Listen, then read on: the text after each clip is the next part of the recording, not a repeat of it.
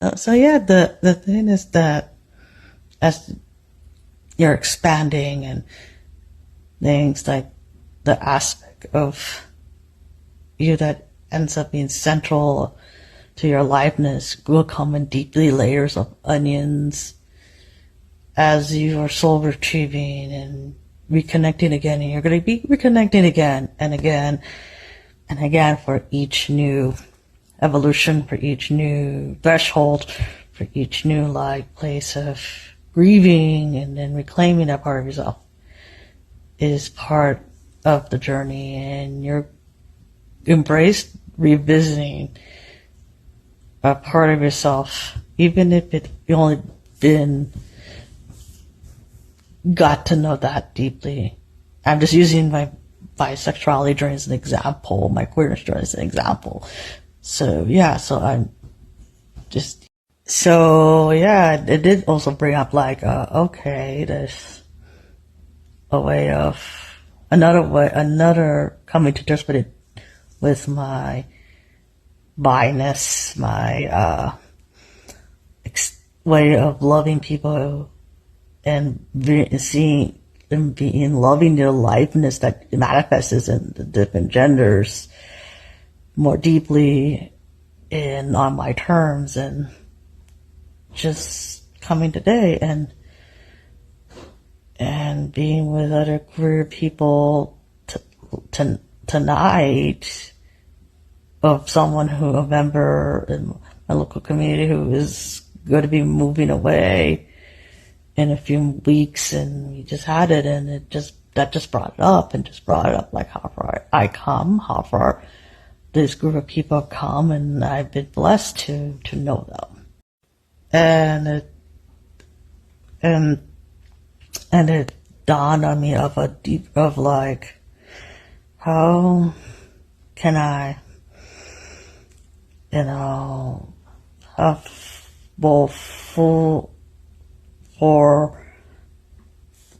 of planetary wealth and aliveness, collective and personal liberation, and be fully beloved in it, amidst through all the things that have forced me to shift my foundations a lot.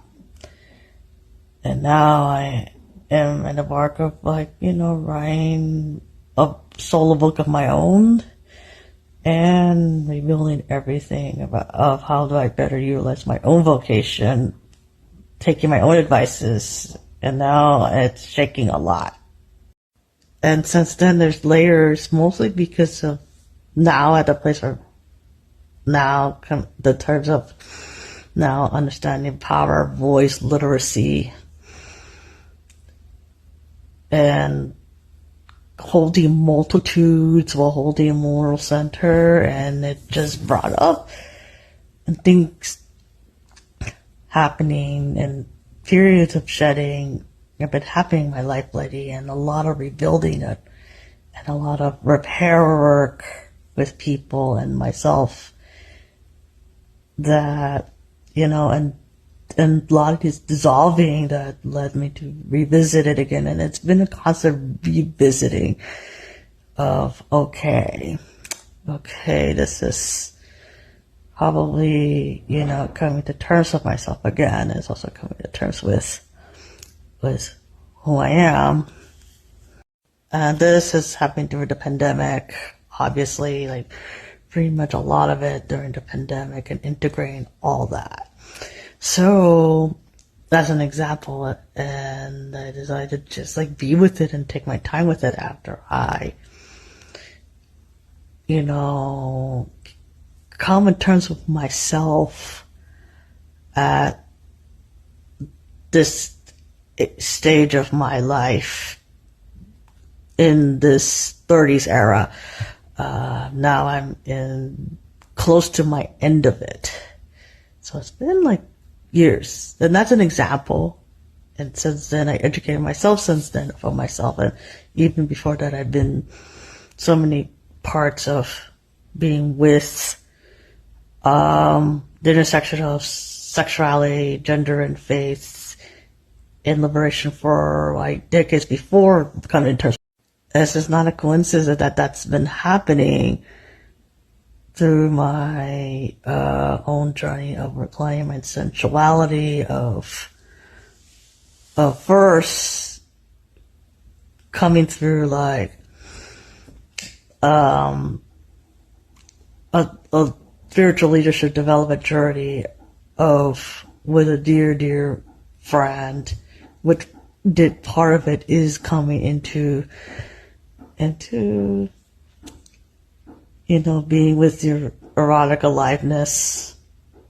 and then there's different variations of it, and eventually learning to get deeper into womb work, into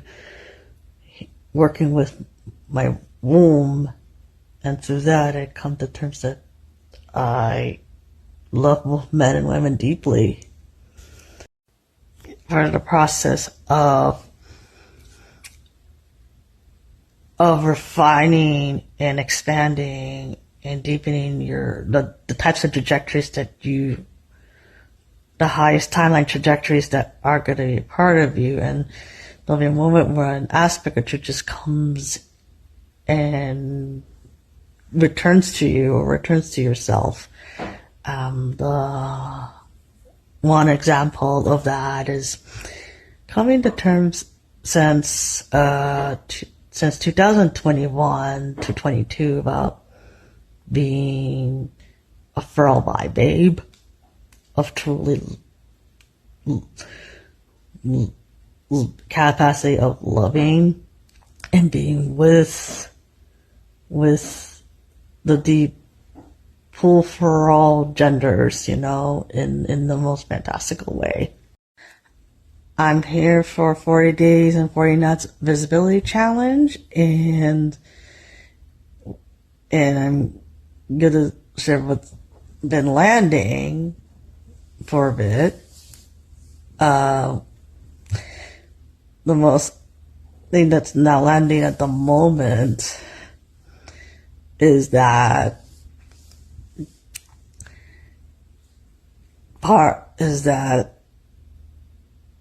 deep,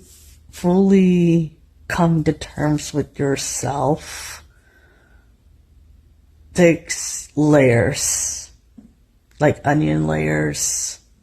and there'll be a point where it does, and it's not just coming to terms with yourself, not to distract you from your deep desire, your deep calling, but it's part of the process.